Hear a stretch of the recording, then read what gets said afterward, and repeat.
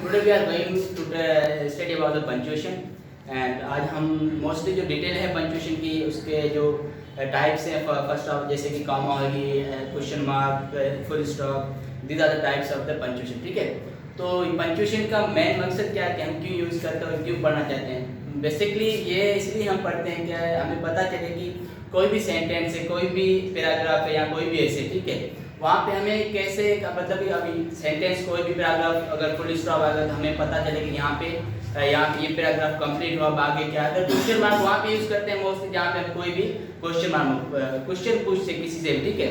तो ऐसे डिफरेंट, लेकिन आज हम डिटेल में पढ़ेंगे कोमा। ठीक है, कोमा ये एक ऐसी पंक्चुएशन है जिसे हम मोस्टली कोई भी दो इंडिपेंडेंट क्लॉज को कनेक्ट करने के लिए हम एक वहाँ पे पढ़ते हैं, ठीक है। और दूसरा है कि मोस्टली हम एक दूसरे के हम कोई भी लिस्ट लगा लें। फॉर सपोज एग्जाम्पल ले लें हम, जैसे कि आई बाट tomato comma apples comma banana and oranges. तो हम जब कोई भी लिस्ट दें किसी भी चीज़ की या कोई भी ऐसी थिंग्स जिसकी हम लिस्ट दें तो उससे हम कोई भी 3 से 4 दें और लास्ट में, और ये एक याद रखना चाहिए कि जब हम लास्ट नाम लेंगे कोई भी चीज़ का तो हम उस लास्ट में एंड लगा के फिर लास्ट नाम लेंगे, ठीक है। और दो मोस्टली जो इंडिपेंडेंट फॉर सपोज जैसे कि आई बॉट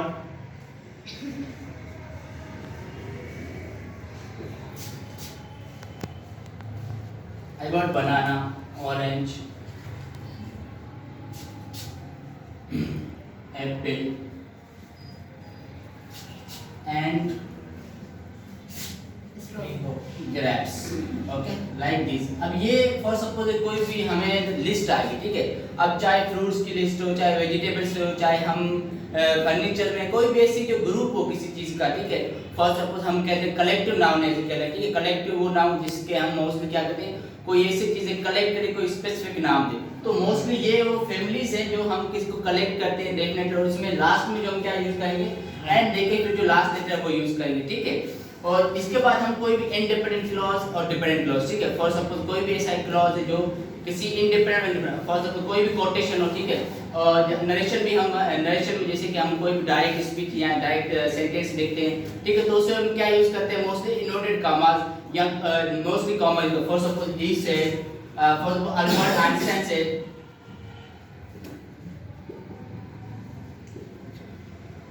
अब सेड जो भी आएंगे बीच में कॉमा देंगे, फिर दें knowledge is more powerful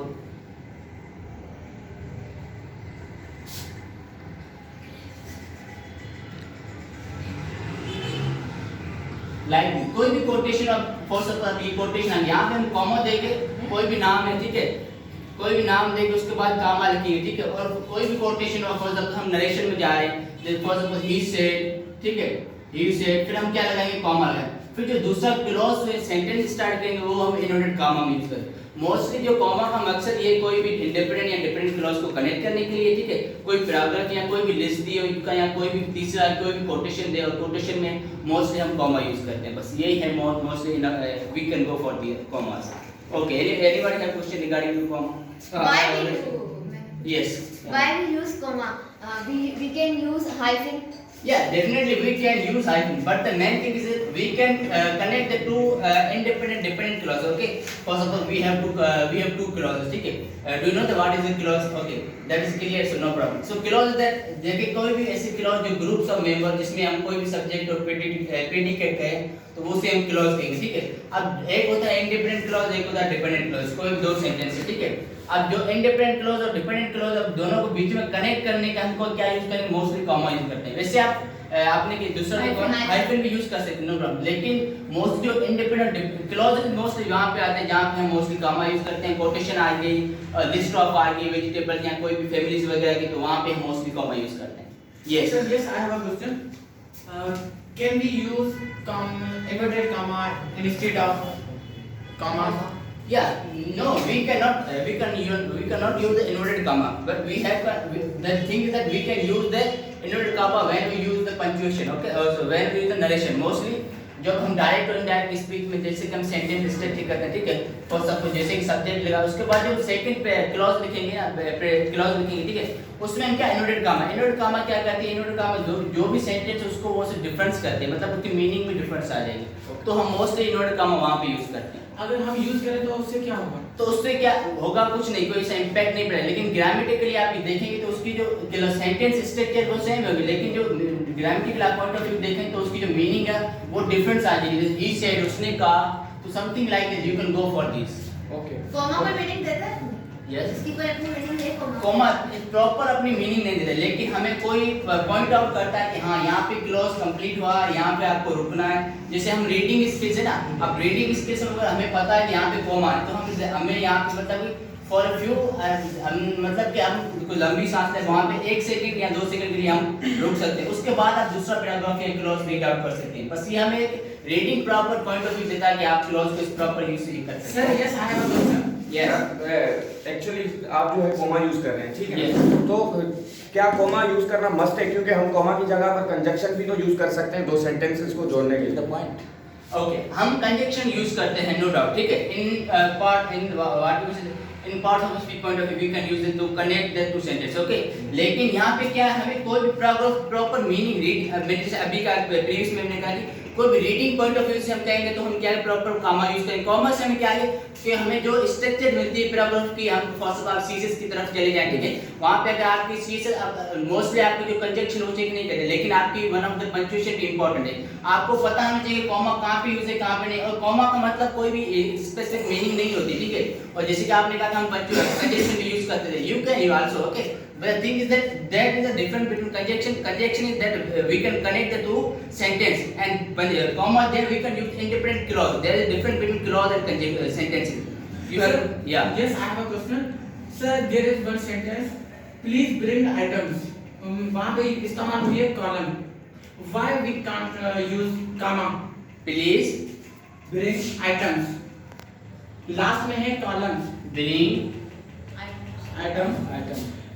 Column. फिर close. यहाँ पे सर column. कॉलम दो, Yes. हाँ yeah, हाँ। Yes. आगे है close. clause फिर ये tools. comma है, Yes. rules And lots of money. and lots of Of money. yes। तो आपका क्या क्वेश्चन क्या है इसमें? सर सवाल ये है कि कॉलम की जगह पे हम कॉमा भी इस्तेमाल कर सकते हैं, क्योंकि आगे भी सेंटेंस आ रहे हैं, इस वजह से। हम क्या कर रहे हैं, रिक्वेस्ट कर रहे हैं, जी सर। रिक्वेस्ट कर रहे हैं, मोस्टली कोई भी रिक्वेस्ट करते हैं डेफिनेटली, ठीक है, और कोई भी आप रिक्वेस्ट करते हैं किसी से तो मोस्टली हम क्या करते हैं, प्लीज लगाते हैं, या कोई भी हम किसी से रिक्वेस्ट तो हम नाम कॉलम कोलन, ठीक है, तो मोस्टली हम ये कोलन यूज करते हैं। तो उसके बाद अब जैसे कि 2 या 3 मतलब 2 से ज्यादा चीजें हो तो हम कॉमा वहां पे यूज करते हैं।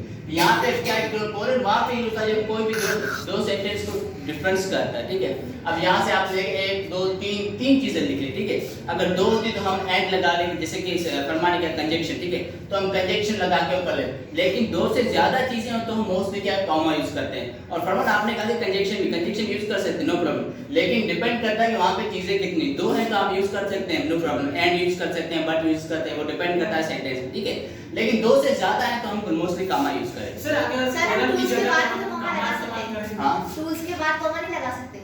टूल्स नो, क्योंकि लास्ट में हमें क्या प्रॉपर में अब यहाँ पे कोई एक दूसरी चीज होती तो हम कॉमा लगाते और वहाँ यहाँ पे कोई और वर्ड यूज करते, हमें पता चला कि यहाँ आगे कोई भी दूसरी चीज नहीं है तो हम लास्ट में एंड लगा के तो हम क्या करें सेंटेंस को wide What is difference between and and comma? And in comma देखें, जो सेम बात हुई कंजक्शन वाली और कॉमा वाली, ठीक है। अब कंजक्शन का आप ये दो सेंटेंस को कनेक्ट करता है, ठीक है।